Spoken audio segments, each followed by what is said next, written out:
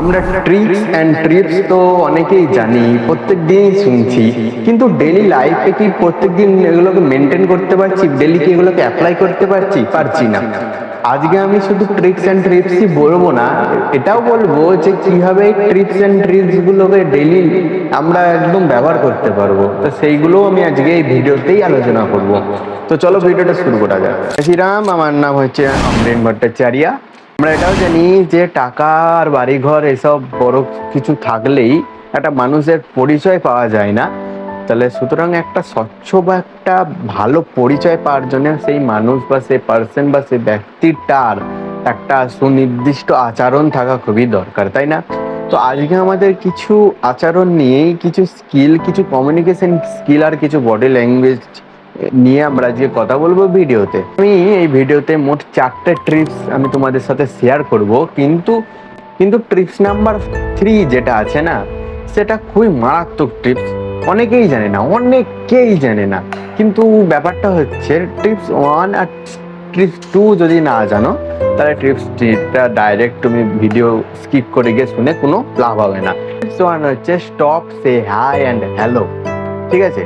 তো আমাদের এই হাই হ্যালো এই জিনিসটা ছেড়ে না হুকিং ওয়ার্ড বা সেন্টেন্স ব্যবহার করা শিখতে হবে।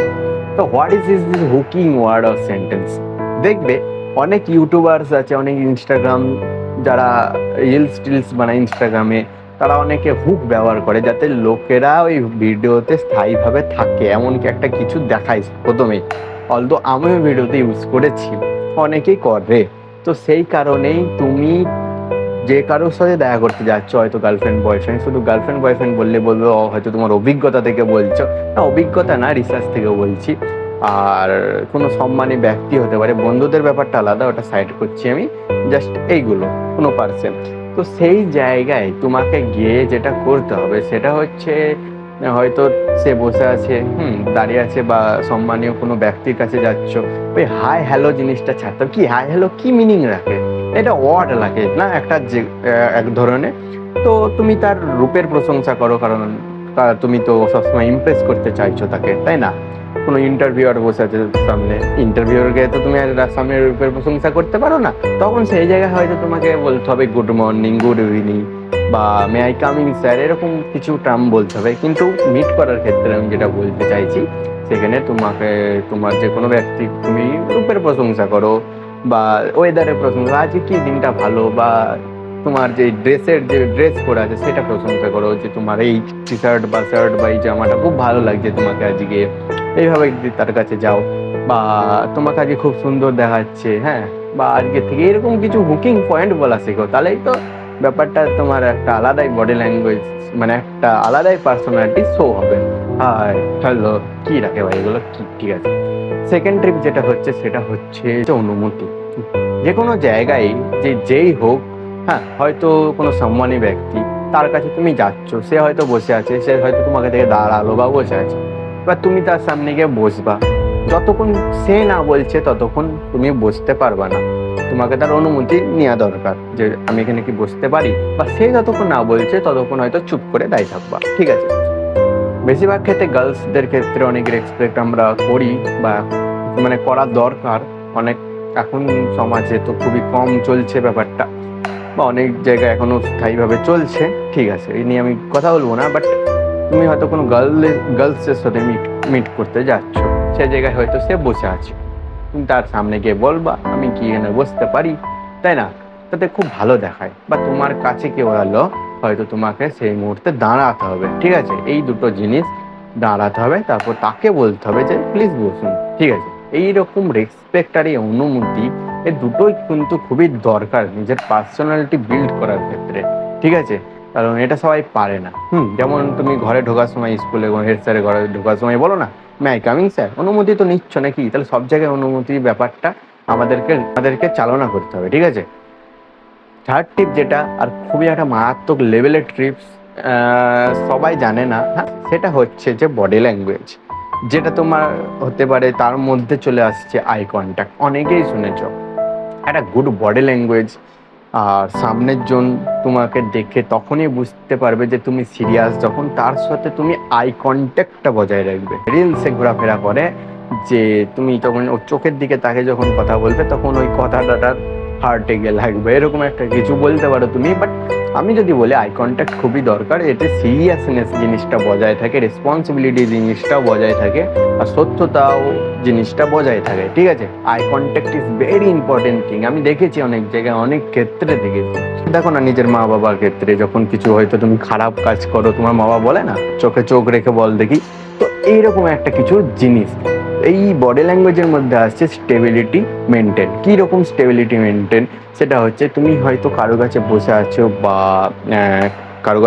কারোর সামনে দাঁড়িয়ে আছো, অযথা অঙ্গের ভঙ্গিমা এরকম করবে না। নর্মালি একটা স্টেট যেমন বসে আছি আমি, এইভাবে একদম স্টেবল বসে থাকার চেষ্টা করো। হয়তো যদি তুমি দাঁড়িয়ে আছো, যদি দাঁড়িয়ে থেকে দেখে কোনো কনভারসেশন করছো, তখন তুমি দাঁড়িয়ে একদম চুপ যে একভাবে দাঁড়ানোর চেষ্টা করতেছে, তো এইরকম এরকম এরকম করে হ্যালো ভাই, কি আরে ভাই। এবার ব্যাপারটা হচ্ছে এগুলো কি করা খুবই দরকার না। আমি কি বলেছি, এগুলো পার্সোনালিটি মেনটেন নিজেকে করা যায়, কারণ এতে করে তো তোমার কিছু লাভের থেকেও সে বুঝতে পারবে যে এ কিরকম ছেলে বা এ কিরকম পার্সন একটা, ঠিক আছে। এই এই যে এর মধ্যেই চলে আসছে রিল্যাক্সেশন। সবসময় রিল্যাক্স হয়ে কথা বলতে শিখতে হবে। দরকার যে রিল্যাক্সেশন প্রত্যেকটা মানুষের জন্য খুবই ইম্পর্টেন্ট একটা জিনিস। অনেকে পাচ্ছে, কেউ জোরে জোরে কথা বলছে, কেউ একই রকম মেনটেন থাকে না, তাই জন্য নিজের রিল্যাক্সেশনটাও বজায় রাখতে হবে। এই বডি ল্যাঙ্গুয়েজের উপরে যদি আরও ভিডিওস বলবে আমি বানানোর চেষ্টা করব, কারণ আমার অনেক কিছু জানা আছে এর সম্পর্কে, ঠিক আছে। নাম্বার 4, সেটা হচ্ছে বেশি শুনবে অল্প বলবে। জানি আমরা, তার কাছ থেকে শোনো কথাগুলো, আর কথাগুলো বোঝো, একদম ঝটপট করে উত্তর দেওয়ার কোনো লাগে না। সবে 4টা যে টিপস দিলাম খুবই দরকার আমাদের পার্সোনালিটি মেনটেন রাখার জন্য। একটা গুড বডি ল্যাঙ্গুয়েজ, একটা গুড কমিউনিকেশন স্কিল তৈরি এইভাবেই হয়, ঠিক আছে। এইভাবে ডেলি বেসিসে কীভাবে করতে পারবো, জিনিসটা ধরে রাখতে কী করে পারবো, এই জন্যই যেটা লাগবে আমাদের প্র্যাকটিসই লাগবে। কেন করবো প্র্যাকটিস? এই কারণেই করবে, এগুলোকে তুমি যাতে বিল্ড করতে পারো অন্য কোথাও। হয়তো আমি ছেড়ে দিলাম তোমার গার্লফ্রেন্ডের সাথে তুমি কনভারসেশন করছো না, অন্য কোনো ব্যক্তির সাথে করতে পারো, অন্য কোনো গ্রুপের সামনে যদি করতে পারো, অন্য কোনো বস বা অন্য অনেক থাকে না বড় সম্মানীয় কোনো ব্যক্তি, তাদের সামনে গিয়ে এগুলো খুবই মেনটেন করলে তারাও ভাববে না তুমি একটা সিরিয়াস পার্সন, আর খুবই একটা ভদ্র পার্সন। আমিও তাই, ঠিক আছে। তো প্র্যাকটিস খুবই দরকার। ডেলি নিজে আয়নার সামনে বসে এগুলো করার চেষ্টা করো, নিজে ঘরে এসে দেখো আশেপাশে, তাই না। নিজের গুরুজনকে রেসপেক্টের মাধ্যমে এগুলো করার চেষ্টা করো, তবেই কিন্তু এগুলো ডেলি বেসিসে তুমি করতে পারবে। ডেলি অল্প অল্প প্র্যাকটিস করো, গিয়ে দেখবে শেষে এত বড় তুমি প্র্যাকটিস করে একদম রেডি আছো।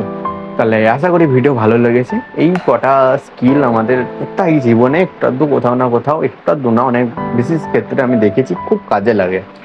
আর তুমি নিজেও বুঝতে পারছো না, আমার হয়তো ওই 4টে জিনিস বললাম যে খুবই ঠান্ডা মাথায় শুনলে, ভিডিওটা মজার ছলে, হাসির ছলে, কেউ কেউ হয়তো 2-4টে গালেও হয়তো ভাবতে পারে, কিন্তু আমি দেখেছি, আমি নিজের যে আমার বয়স এখন 17, বেশি না, আর 18 হয়ে যাবে দুদিন পর।